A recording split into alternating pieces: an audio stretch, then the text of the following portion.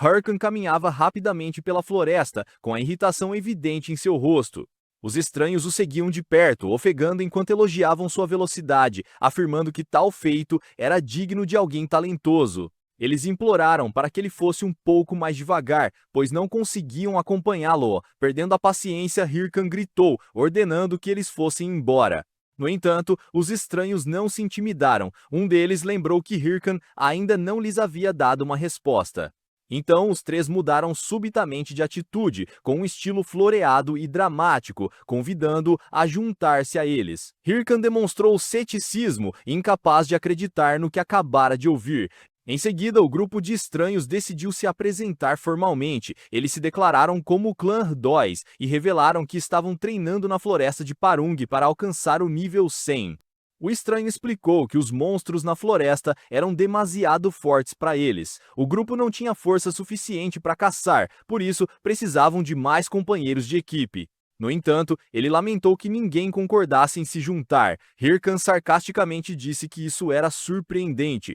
O estranho de repente ficou implorativo, agarrou-se a Hyrcan e implorou para que ele se juntasse para proteger a sua história de amor. Hyrcan mostrou repulsa e ordenou que ele se afastasse. Pouco depois, todo o grupo de estranhos estava prostrado no chão diante de Hyrcan e do seu exército de esqueletos. Hyrcan declarou que não se importava com os seus assuntos e não tinha intenção de cooperar com ninguém. Ele ameaçou agir se eles continuassem a segui-lo e depois virou as costas e foi embora. Deixados para trás, o grupo de estranhos ficou desapontado por ter sido rejeitado. De repente, um membro recebeu um sinal de socorro do clã Tune, o grupo que os havia tratado mal no passado. Ao mesmo tempo, um monstro gigante vermelho brilhante preparava-se para atacar Hyrcan. Imediatamente, Hyrcan ordenou que seu exército de esqueletos avançasse simultaneamente. Sem hesitação, ele liderou o ataque diretamente contra o monstro gigante, desferindo golpes poderosos, mas Tenzumível. Diante de uma força avassaladora, o monstro conhecido como Black Gore foi rapidamente derrotado. Uma onda de energia envolveu Hyrcan, sinalizando que ele havia recebido preciosos pontos de experiência. Ele soltou um suspiro de alívio, confirmando que a caçada havia terminado. Hyrcan estava no meio de um campo de batalha repleto de cadáveres de 55 monstros que ele acabara de derrotar. Ele percebeu que, depois de enfrentar o Cavaleiro Espírito, esses monstros se tornavam muito fáceis, pois seus movimentos eram previsíveis. No entanto, isso também era vantajoso, pois o ajudava a subir de nível rapidamente. Depois ele verificou a missão de Ma Wong, que exigia encontrar vestígios de monstros blindados na floresta de Parung. Ele estava irritado por não conseguir encontrar nenhuma pista, enquanto ainda não havia começado a cadeia de missões principal. Hyrcan sentia que não podia perder mais tempo, pois percebera que as guildas de ponta, incluindo Chase O'Leon e Matador Chev, já haviam iniciado a linha de missões principais.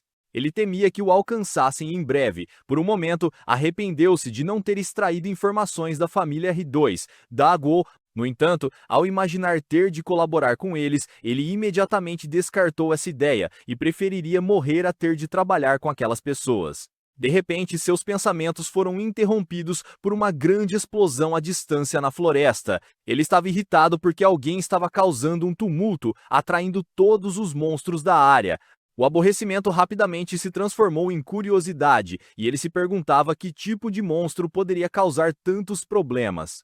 Virando-se para a explosão, Hyrcan percebeu que havia chegado ao lugar certo. Um sorriso frio surgiu em seus lábios. Ao mesmo tempo, um jogador anônimo lutava para conter um ataque poderoso. Ele ficou chocado ao perceber que o inimigo não era apenas um. Diante dele estava um vasto exército de guerreiros com armadura de ferro e olhos vermelhos brilhantes, avançando imponente.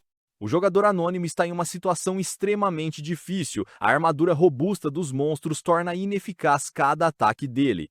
A situação piora quando eles formam uma formação de batalha, impedindo-o de avançar cegamente. Ele percebe que este tipo de monstro não deveria existir nesta área.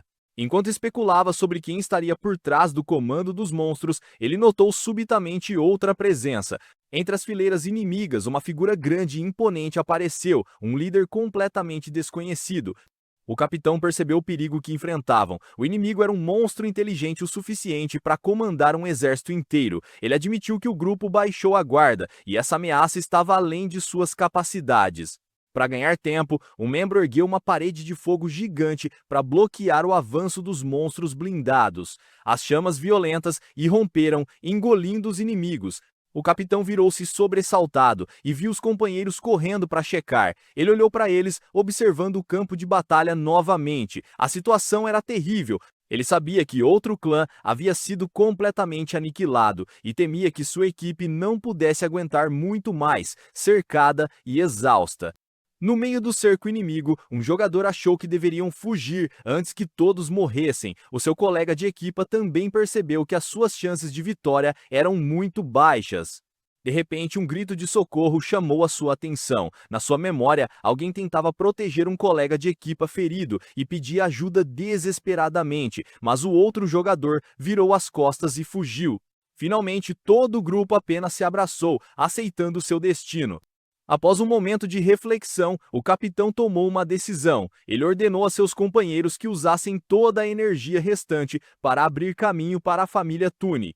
Os outros membros da equipe ficaram chocados com esta ordem. O capitão explicou que eles entendiam, melhor do que ninguém, o sentimento de abandono em tempos de crise. Por isso, ele não conseguia ser cruel a ponto de abandonar aqueles em apuros. Ao ouvir isso, seus companheiros mostraram-se preocupados e hesitantes. O capitão ordenou aos seus companheiros que partissem para apoiar o clã Tune, enquanto ele próprio ficaria para bloquear o caminho dos monstros.